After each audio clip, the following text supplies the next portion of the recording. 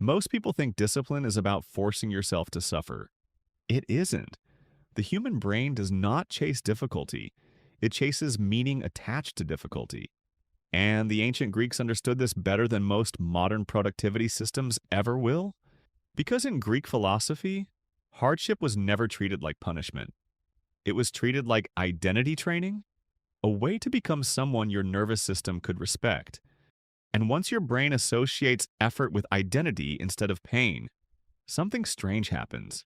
You stop needing motivation. You start craving resistance. Not because hard things become easy, but because your brain begins interpreting challenge as proof of growth instead of proof of danger. And that changes everything, because your brain is constantly asking one question beneath awareness. Does this action increase my status or threaten my survival? Most people unknowingly train their nervous system to interpret hard things as threats. Studying feels threatening. Exercise feels threatening. Deep work feels threatening. Silence feels threatening. Not physically, neurologically. Because every difficult task creates friction between your current self and your future self. And the brain hates uncertainty. So it tries to pull you back toward familiarity. Even if familiarity is destroying your potential, that's why you procrastinate on things you actually care about. Your brain isn't lazy, it's protective. But the Greeks had a method for overriding this, a psychological framework hidden inside Stoicism, Spartan training, and Aristotelian philosophy. The idea was simple. You do not become strong by avoiding discomfort. You become strong by making discomfort emotionally meaningful. The Greeks called this voluntary hardship. Choosing resistance before life forces it onto you. Cold water, physical exhaustion, mental struggle, silence, isolation, study, discipline.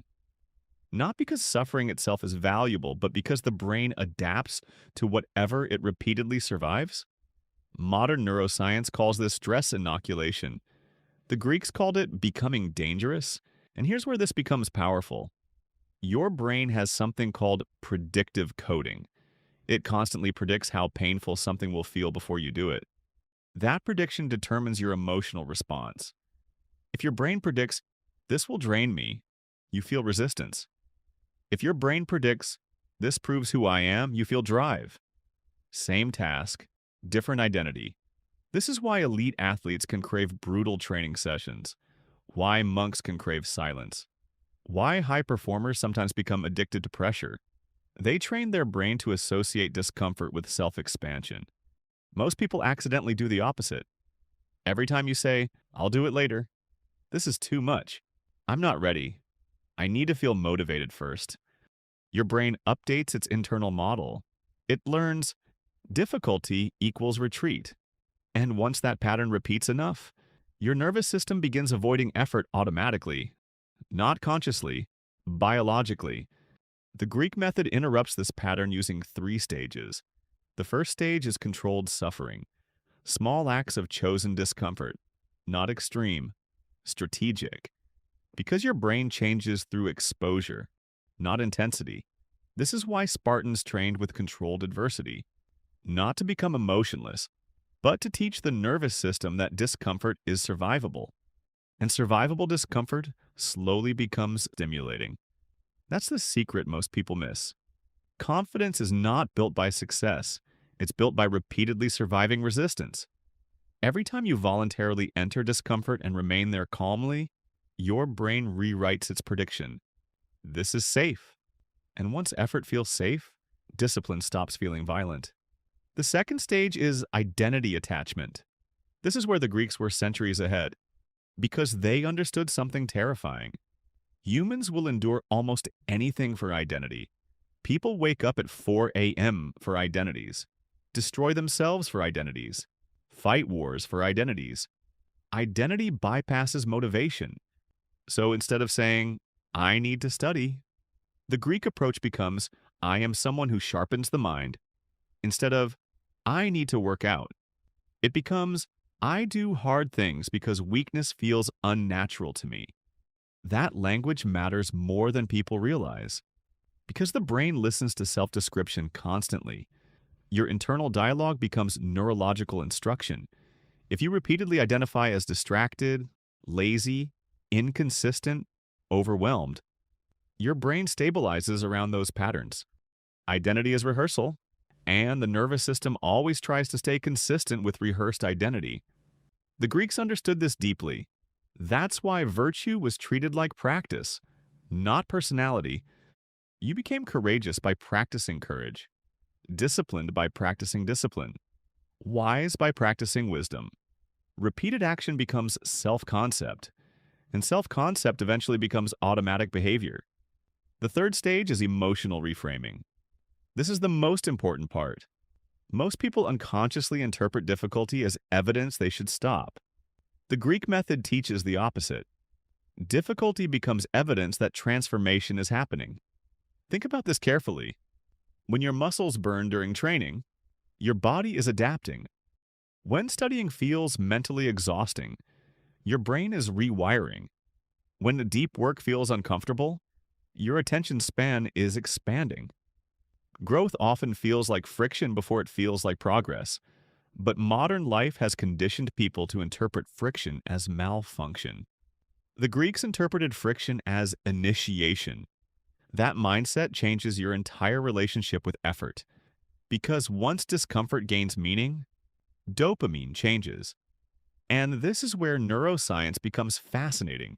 Dopamine is not just the reward chemical, it's the anticipation chemical. Your brain releases dopamine when it predicts something valuable is happening. So if you train yourself to associate challenge with transformation, your brain slowly begins rewarding effort itself, not just outcomes. That's when hard things become addictive, not instantly, conditionally. And this explains why comfort can become dangerous. The more your brain adapts to instant pleasure, the lower its tolerance for delayed reward. Short videos, notifications, constant stimulation, easy entertainment, infinite scrolling. These train the nervous system to avoid cognitive strain, which means eventually, stillness feels painful, focus feels painful, effort feels painful, not because you're weak, because your reward system has been retrained around immediacy. The Greeks would have called this spiritual decay. Modern neuroscience calls it dopaminergic dysregulation. Different language, same warning. A weak attention span creates a weak identity because the brain eventually becomes addicted to whatever requires the least resistance. And this is why voluntary hardship matters now more than ever. Not to punish yourself, to reclaim your nervous system, to teach your brain that discomfort is not an emergency, that boredom is survivable, that effort is survivable, that silence is survivable, that challenge is survivable. Because once your brain stops fearing hard things, it starts chasing them. And the strangest part? The hard thing usually becomes easier faster than expected. But your old identity keeps predicting pain long after adaptation has already begun. That's why the beginning feels the heaviest. You are fighting prediction, not reality.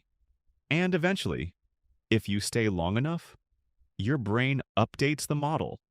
The difficult thing becomes normal, then enjoyable, then necessary.